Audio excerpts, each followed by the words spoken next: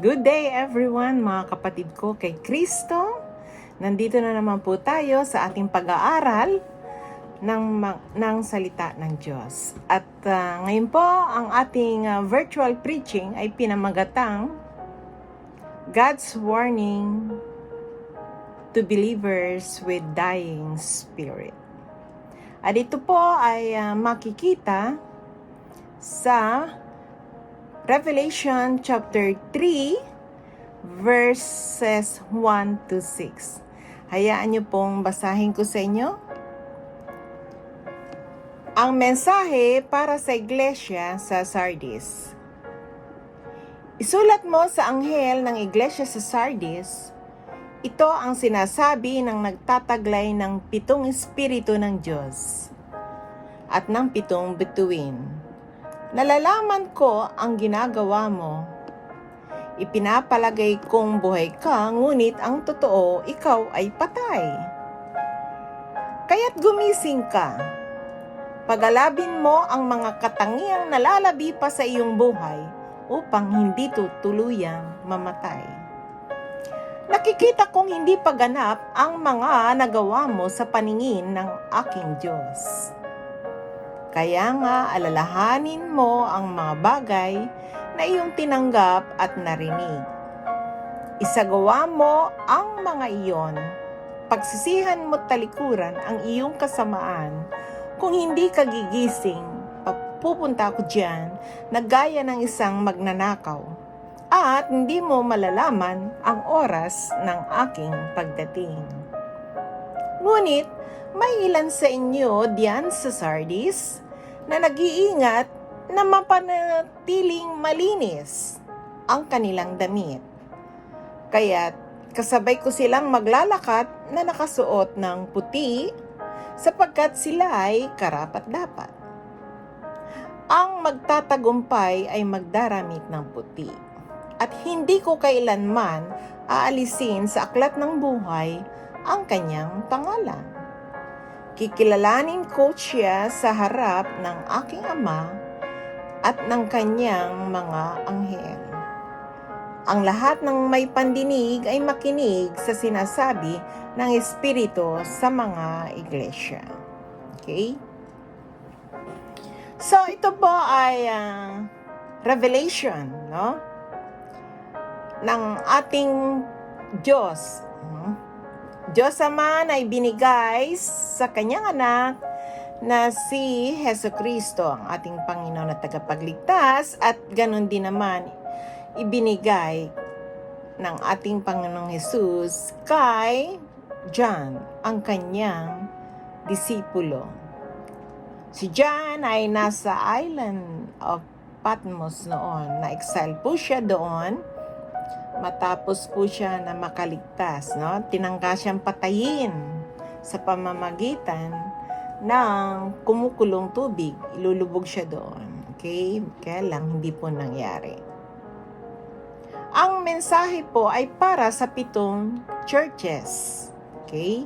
Napag-aralan na natin ang Laodicea na ang mga miyembro po ay, ang sabi nga ng Diyos, huwag kang maging maligamgam.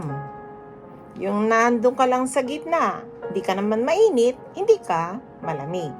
Okay? Sabi ng Diyos ay isusuka niya ang taong maligamgam ang pagmamahal sa Kanya. Okay. Sa Ephesus naman po ay ang sabi niya, ito po ang mainit po sila kahit na may mga persecution doon, no? Nanatili silang mainit. Kahit hirap na hirap sila, hindi sila nagbabago. Ito po yung ilan sa mga miyembro ng Ephesus. Okay. At sa Smyrna naman, ay ito po yung mga miyembro na kahit sila'y pinahirapan, ay hindi kailanman nila dininay ang kanilang pananampalataya sa ating Panginoong Hesus. Ngayon naman po, ang mensahe sa Sardis, ito pong Sardis na to ay sa umpisa po ay napakainit. masigla sila, very lively, no? Tagang buhay na buhay. Kaya lang, nang naglaon na ay unti-unti na pong namamatay yung kanilang spirit, no? Meaning, hindi na po sila yung buhay na buhay sa pagsasamba sa Diyos, sa pagsisilbi sa Diyos, no? Namamatay na yung kanilang spirit. Hindi pa naman patay. Dying pa lang. Okay? At tandaan po natin na habang tayo ay nanditong buhay sa mundo, meron pa po tayong pagkakataon. Okay. So, ang sabi po ay, ito ang sinasabi ng nagtataglay ng 7 espiritu ng Diyos at ng 7 bituin. So, ito pong 7 espiritu ng Diyos, it refers to the Holy Spirit. Why 7? Ang sabi nga po nila, 7 is the number of perfection. Okay? At itong bituin ay ito nga po yung 7 churches. Yung mga messengers. Okay? Sa mga churches po, meron po tayong ministro, meron po tayong pastor, meron din po yung tinatawag nating messenger or yung nagbibigay ng mensahe, naghahatid ng mensahe ng Diyos. Okay? Sabi nga, nalalaman ko ang ginagawa mo. Wow! Alam po ninyo, maliwanag po. Lahat ng ginagawa natin ay alam ng Diyos. Walang maililihim kahit gawin mo ito ng patago. Kaya, alam natin, all-knowing ang ating Panginoon.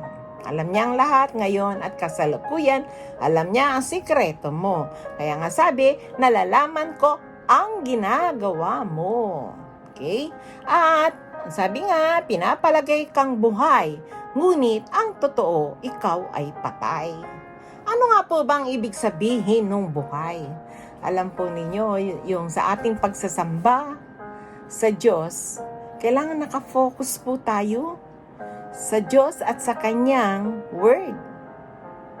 Kahit po sa pagpe-praise and worship, ang focus po ng lahat ay number 1. Kung ikaw ay kumakanta, kung ikaw ay tumutugtog, kung ikaw ay sumasamba, nagsisilbi sa Diyos, tumutulong ka sa lahat, ang number 1 na focus, kaya mo ginagawa ito, ay para sa Diyos. You do not please man, but you please God. Okay? So, mainit po sila noon. Pero nito, sabi nga ng Diyos, bagamat sila ay patuloy na sumasamba, nagpe-praise and worship, nananatili sa ministry, kaya lang sabi niya ay, ikaw ay patay. Kung sa tingin ng tao ay buhay na buhay, ang church, no, very lively ang participation ng mga miyembro, kaya lang nakikita po ng Diyos ang heart, no? Ang motibo sa paggawa. Nakikita po ng Diyos na hindi po siya ang number 1 focus. Yung iba dyan, nagpipraise, nagwo-worship to please man, no? Yung iba pupunta lang because of obligation, no? That they have to attend. Yung iba naman, nasa ministry, iba na yung nasa isip. Minsan pinapasok na po yung business. So, yung iba naman ay ginagawang negosyo ang ministry at naghihintay po sila ng kapalit. Okay? So, wala po sa focus, and that means ikaw ay patay. Remember, when you serve God, it comes from the heart. Dahil gusto mo, mahal mo ang Diyos, number 1 siya sa lahat. Okay? Kaya ang sabi niya, kaya't gumising ka. Pinapalalahanan niya ang lahat na nagiging hindi na masigla, no? I would say, wala na. Na maging maalab ka maging buhay na buhay ka sa pagsamba sa Diyos. Di nga ba pag kumakanta tayo yung focus sa Diyos? Sa words pa lang po na kinakanta natin at touch na po tayo. Nandiyan na naiyak tayo. Pag masayang kanta, talagang masaya naman tayo. Why? Because our spirit is tuned with God, no? Nakafocus sa Diyos. Kahit sa pakikinig ng salita. Marami po kasi yung iba, umiikot yung dami-dami iniisip. Pagka nandyan na po yung Word of God. Hindi na nakafocus, kaya hindi na tinatamaan. Kung ano-ano ginagawa. Andyan yung nakikipagdaldalan, andyan yung natutulog. So, kahit na nandun ka sa church, you're not alive spiritually, but you are dead. You are dying. Ang sabi nga dito, you are dying. Okay? At, sabi pa, pagalabin mo ang mga katangiang nalalabi pa sa iyong buhay upang hindi ito tuluyang mamatay. So, ibig sabihin, hanggat may buhay, kailangan lalo tayong lively, buhay na buhay sa paglilingkod sa Diyos. Even this pandemic season, hindi dapat nagiging dahilan para hindi tayo mag-serve sa Kanya, hindi tayo mag-worship sa Kanya. Alam nyo, napaka sarap at pakiramdam, no? Na walang makakahadlang sa pagsisilbi mo sa Diyos, sa pag-awit mo, sa pag-aaral mo ng salita, sa pagmiminister. Maraming salamat na lang at dyan sa Camp Karingal ay kahit na wala po tayong face-to-face, pinapayagan po tayo na magkaroon ng ganitong virtual preaching. Really, God give wisdom, no? Thank you at dyan sa Quezon City Female Dormitory, kay Warden Madam Lourdes Passion, at sa ating kapatid din na si Madam Erlinda Turaray at sa lahat. Thank you very much for giving us this chance, no? To continue to be alive in ministering to my sisters and brothers in Christ. Okay? At yun ang gusto ng Diyos. Kaya lahat po tayo na parang nangihina ka na, pagalabin mo. Keep your spirit on fire to God. Bakit nga ba hindi nagiging on fire ka? May mga ibang dahilan, di ba? Problema.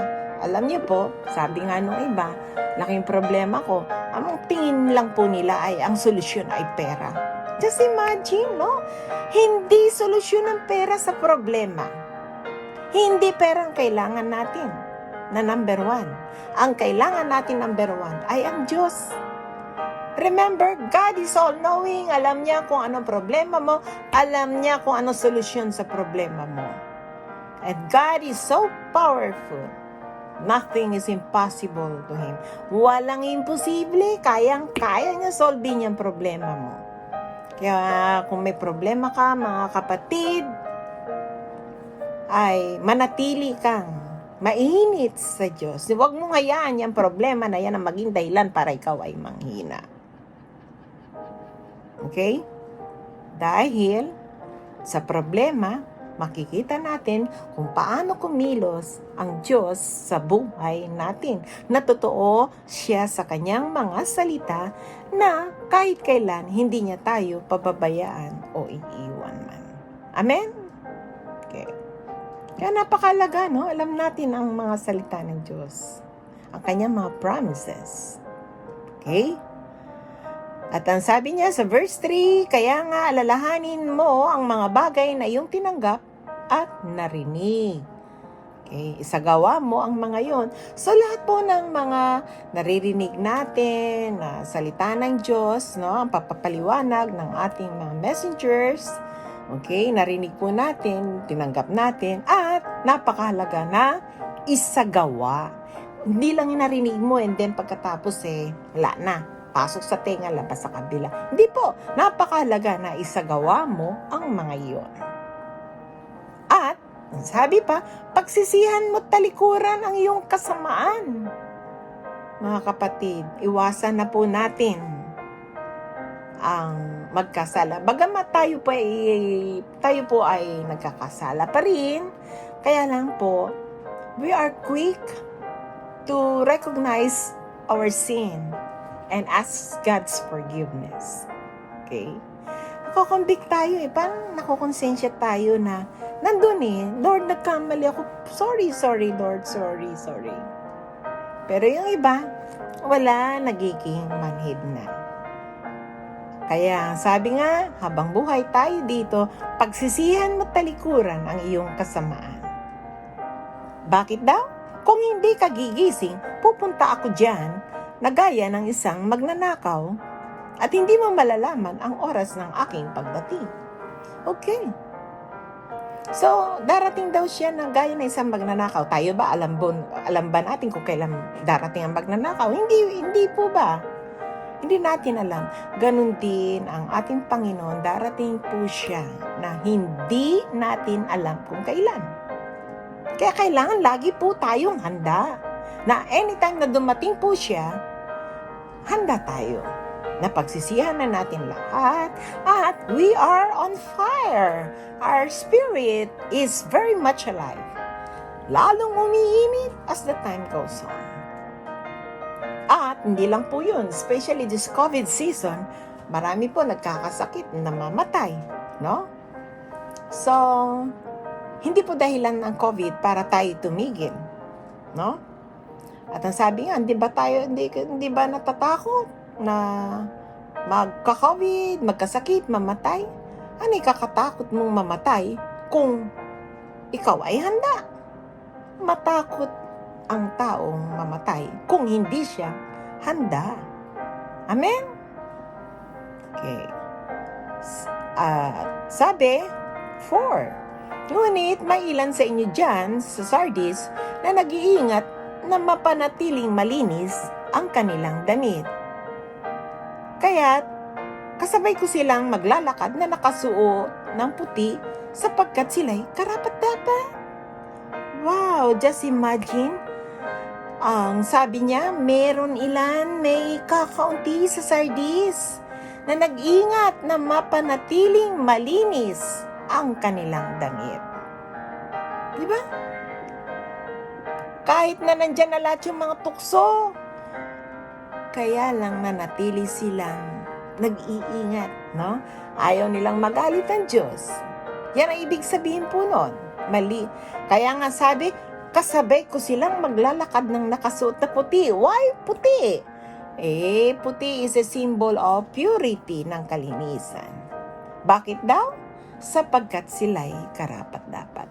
Kaya i-maintain po natin na tayo ay laging karapat-dapat sa Diyos kasi ang sabi niya, kasabay natin siyang naglalakad. Amen? Sabi nga sino ang gusto mong makasalubong? Ang Diyos o ang demonyo? Sige nga, sino gusto nyong makasalubong? Ang Diyos o ang demonyo? Siyempre, hindi mo makakasalubong ang Diyos. Bakit? Kasabay natin Diba? Kahit makasalubong mo ang demonyo, dahil kasama natin ang Diyos, wala kang dapat ikatakot. Siya ang matakot sa atin dahil kasama natin ang Diyos. Amen? Kahit kailan, walang pwedeng makatalo sa atin. Tandaan po ninyo yan. Kasama natin ang Diyos ang pinakamakapangyarihan sa lahat. God is in control of everything. Kahit yung mga kaso ninyo, ay dulog po natin yan sa Diyos. No? With pure heart. At tayo ay magtatagumpay. No? Bibigyan niya kayo ng katagumpayan. No? Kasi, pag kayo nanatiling tapat, kasama ninyo siya. Di ba? Kahit na nandyan pa rin po kayo sa female dorm, ay kasama niyo ang Diyos. So, manatili po tayong tapat sa Diyos. At ito pa, ang magtatagumpay ay magdaramit ng puti at hindi ko kailanman aalisin sa aklat ng buhay ang kanyang pangalan. Sabi nga pag ang sa Revelation, kailangan daw nakasulat ang pangalan mo sa Book of Life, no? Ang aklat ng buhay. Pag tinanggap na natin siya, sabi nga ay nakasulat na ang pangalan mo sa Book of Life. Kaya lang, pag ikaw ay hindi na naging karapat-dapat, naging malamlam ka na, susuka ka na ng Diyos. Dito ang sabi nga ay, anong sabi niya dun sa mga karapat-dapat? Hindi ko kailanman aalisin sa aklat ng buhay ang kanyang pangalan. Kaninong pangalan? Yung mga magtatagumpay. Kaya nga sinasabi sa lahat ng mga churches dito, palagi sinasabi ng Diyos, magsisi at bumalik sa Kanya, maging maalam, mainit, no? Alive to the end. Hindi pwedeng wala pong expiration niya. To the end. Hanggang sa tayo ay kunin na niya. Amen? Hanggang sa may lakas. Kikilalanin ko siya sa harap ng aking ama at ng kanyang mga anghel. At wow, di ba? Siya ang sabi nga, pag hindi natin kinilala ang Panginoong Hesus, hindi rin niya tayo kikilalanin sa Diyos Ama. At sa verse 6, ang lahat ng may pandinig ay makinig sa sinasabi ng Espiritu sa mga iglesia. So, napakalaking bagay na lahat po tayo ay makinig. Kaya nga ito, napakinggan na po natin, no? Ang mensahe na ito sa Sardis. At kung mababasa niyo po sa Revelation 1, no? Verse 3, ang sabi doon ay mapalad ang mga bumabasa at nakikinig at isinasagawa ang mga nasusulat sa propesiya na ito. Amen? Mapalad. Bakit daw? Dahil malapit na ang katapusan. No? The end of this world. No? So, napakalaga na we are always ready, mga kapatid. No matter ano ang sitwasyon mo, mahirap man ang sitwasyon mo, maganda, malakas ka man o may sakit o mahina, masaya ka man o nadidepress ka na. Kung nadidepress ka, my God, there you tell your problem to God, no? Believe God is our only hope. No reason to be depressed pag ikaw ay nasa Kanya, kasama mo siya. There is always joy in your heart. There is always peace. And you will always be contented in life. Nothing in this world will snatch that joy, peace, love, everything, no? The fruit of the Holy Spirit in you. No material thing. Hindi ang pera. Kaya mga kapatid, let us always be alive in worshiping, singing, praises to God, in serving Him. Focus on God. Number 1. Yan ang priorities sa buhay natin, and we will reap yung reward na makasama natin siya, hindi lamang dito sa mundo, kundi in eternity in heaven. If not, sa impyerno ang punta. We don't like to. So, thank God that we are all here. Even we are not face to face, but we keep on studying the Word of God. At kinakailangan po, i-share nyo rin ang natutuhan ninyo sa mga ibang kapatiran. And that's one way of keeping your spirit alive.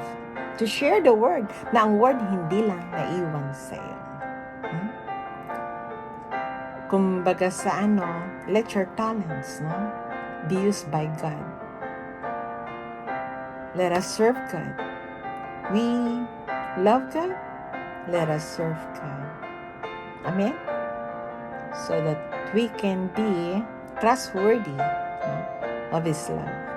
And sabi nga, kasambay natin siya, kasama natin siya. Wala kang dapat ipangamba. Tayo nga pong lahat ay yumuko at manalangin. At kung meron po rito sa mga kapatid ko ang nais na tanggapin ang ating Panginoong Hesus bilang anak ng Diyos, ating Panginoon at tagapagligtas, sumunod po kayo sa panalangin na ito. Our Father in heaven, thank you for the love na ibinigay mo sa amin, sa akin. Giving your Son to us as our Lord and Savior. Salamat sa buhay niya. Lord, isa akong makasalanan. Nagkasala po ako. At narito ako humihingi ng kapatawaran. Nagsisisi ako sa lahat ng aking nagawa. Patawarin niyo po ako. Mula sa araw na ito, ako'y maglilingkod sa inyo. At magiging mainit ako sa pag-aaral, sa pagbabasa, sa pakikinig, at isa sa buhay ko ang iyong mga salita. Tulungan mo ako, Lord. I-guide mo ako. At ako rin ay nagpapasalamat sa kapatawaran na iyong ibinigay na. Muli, ang aking pasasalamat, pagpuri sa iyo ay aking ibinibigay. Ito ang aking samot dalangin sa matamis na pangalan ni Jesus. Amen. Amen. Okay, tayo nga pong lahat ay manalangin. Lord God, hallelujah, maraming salamat sa mga kapatiran ko na narito na tumanggap sa iyo, Panginoong Jesus, bilang Panginoon at tagapagligtas. Dalangin ko ang patuloy na patnubay mo sa aking mga kapatid. I-guide mo siya, Panginoon. Bigyan mo siya, O God, ng wisdom, ng knowledge, protection, Lord, sa lahat, O God, ng mga gawa ng kaaway at, Lord, ang kalakasan at kagalingan sa anumang mga nararamdaman nila. Thank you, Lord. All this I pray in Jesus' name. Amen. Tayo nga pong lahat ay manalangin. Yung universal prayer, the Lord's Prayer. Ama namin, sumasalangit ka, sambahin ang ngalan mo. Mapasa amin ang kaharian mo. Sundin ang loob mo dito sa lupa para na sa langit. Bigyan mo kami ngayon ng aming kakanin sa araw-araw at patawarin mo kami sa aming mga sala, paris ng pagpapatawad namin sa nagkakasala sa amin. At huwag niyo kami paintulot sa tukso at iadya mo kami sa dilang masama. Amen. Amen. Lord God, we thank you, God. God bless you all. In the name of the Father, the Son, and the Holy Spirit, may God's face shine upon you, bless you, and keep you. Thank you very much.